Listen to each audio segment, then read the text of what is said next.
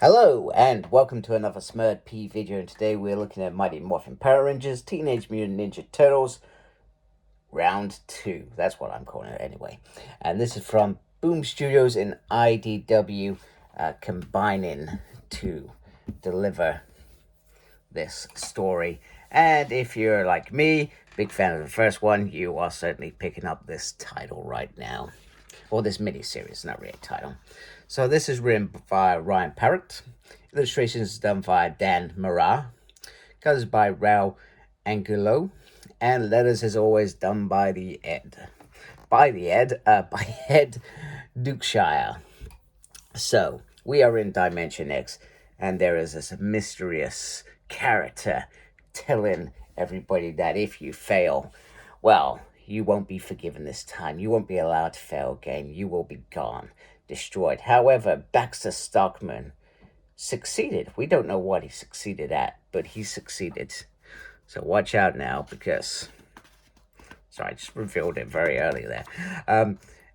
Rita is certainly far more dangerous than perhaps she ever was in Power Rangers. She is now willing to continue suffer henchmen that fail on a regular basis. And then we get Rocksteady arguing with Casey, etc.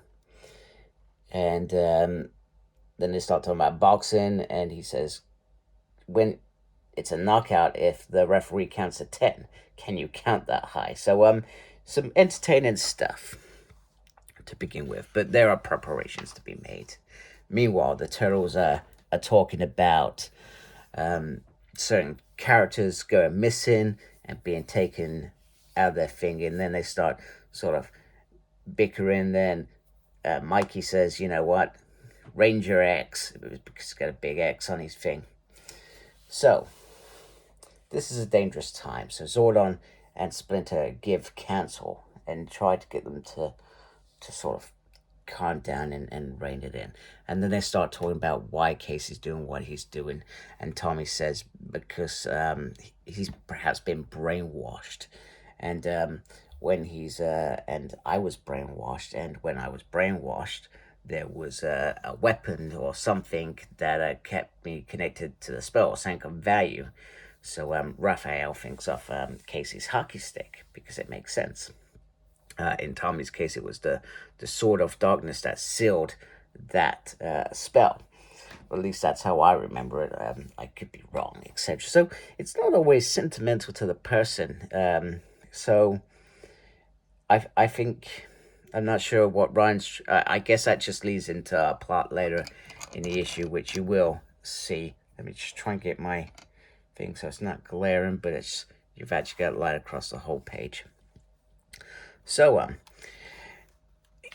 Casey is more strong. So meanwhile, in Dimension X, we are looking at morphers that were once connected to the morphing grid that failed once upon a time, and they had to be destroyed when they rose against the Utroms. I'm sorry, I probably said that completely wrong. And bear in mind, I've never read Turtle, so Turtle lore is... I'm not fully across all of that, but I'm presuming it's Krang's race, etc. So they're discussing he's a allegiant to him because Krang is not overly convinced, but eventually Casey's like, I'm here to win, and he bends the knee to his rightful master. So they are unsure of with it. But Krang also reminds Rita, you're playing with fire with this one. But she says, she talks about enemies, and she talks about Shredder, and Krang says, I'll worry about mine, you worry about yours, etc. So we then get this, once again, Ryan picks really important moments for certain characters. So with Splinter and Zordon, they've got more of it feels like more of an active role in this, and then we get them talking about the burden of them sending these children out, and you know, it would be great if they could keep them safe from the world and that they didn't do this, etc. But they don't really have a choice, etc. So it's nice to see that sort of conversation, etc. I feel like it's important, perhaps not explored enough, these burdens, etc. And it's same with so I go back to X-Men. Professor Xavier used to do the same. He used to send out these young kids into war, etc., to die, and sometimes they did die. you know we've not seen that with here, because obviously this is meant to be canon with the TV show, so to speak. Bulk and Skull are taking Miss O'Neill for a walk, etc. Now, I notice a point in here where he says he fought Cyclops Zipperface. Um, is that Cyclops when we had the Green Candle? So is this after the Green Candle, where the Green Ranger's not as strong as what he thought he was? Or have I just got the monster incorrect? When I think of Cyclops, I think of that, but he says Cyclops Zipperface. Maybe the Zipperface is a dig, etc. So anyway, this portal opens up, and Bulk and Skull say, let's run. We know all the best hiding places. O'Neill calls in the Rangers. So there is a lot of monsters. There is an invasion off Earth right now. And Shadow Morphin is about to go live. It's morphin time, people. And we get this beautiful, beautiful pitch. I mean, we've seen lots of them before, but I love the two of them there. And then you get, obviously, April and Kimberly. And then, it's quite cool. I think the only one you don't see here is, obviously, Tommy, because he hasn't got a counterpart in terms of how they morph, etc. So they start getting into it, and the puns start flowing, etc. Leo, like a true leader, is slightly worried about will the morphs hold. He said, well, we'll see, but let's stay close together, etc. But the turtles, I feel, can handle themselves without being morphed. It's just super cool that they're morphed. Zach then asks Donatello about what you know about alligators, and he says, and then once again, there's another bit of banter in terms of what, because I'm a reptile, etc. I shouldn't know anything. He said, no, because you fought it before, and then we get Kimberly and April O'Neil. So April says, hey, no skirt, controversial choice, huh? Which is great, because that's how they were identified. Now, if you're well versed with the original show, actually Trini morphed in that original show. It's actually the male counterpart from Zoo Ranger, etc. So, no skirt, because it was actually a male in there. But if that was female, probably back then they would have put a skirt on it. But hey, it is what it is. So I think it's pretty cool, and some nice little banter.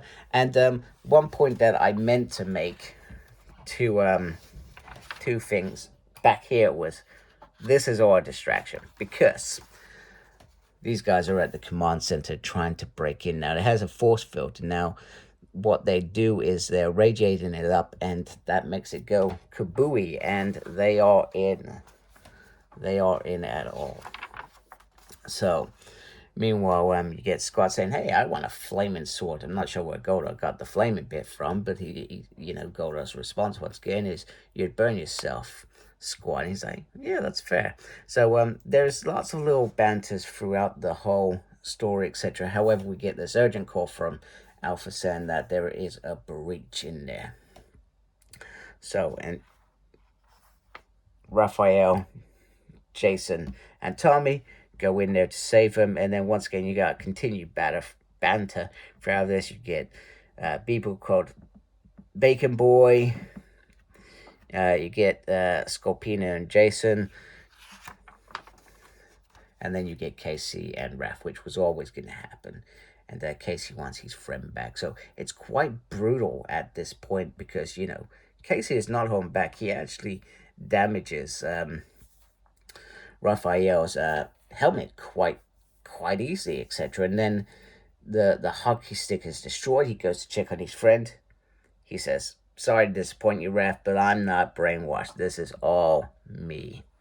So yeah, he says it makes sense eventually, so we'll find out what that means later on. Meanwhile, the Rangers are just fighting for their lives now. You can see damaged helmets here as well. They are in trouble. Meanwhile, Alpha's also in trouble. Scorpina wants to blow up the command center, although I believe that is not the original mission. Zorn says, Alpha, get out of here, try and help the Rangers elsewhere, and tell them always. So he's going for a suicide, not suicide, he's going for, I'm gonna die here moment. And Alpha says, they have to go through me first. And just as they're about to be destroyed, the issue ends with the Shredder arriving. In fact, I'm afraid I can't allow this invasion to continue at all. Brilliant.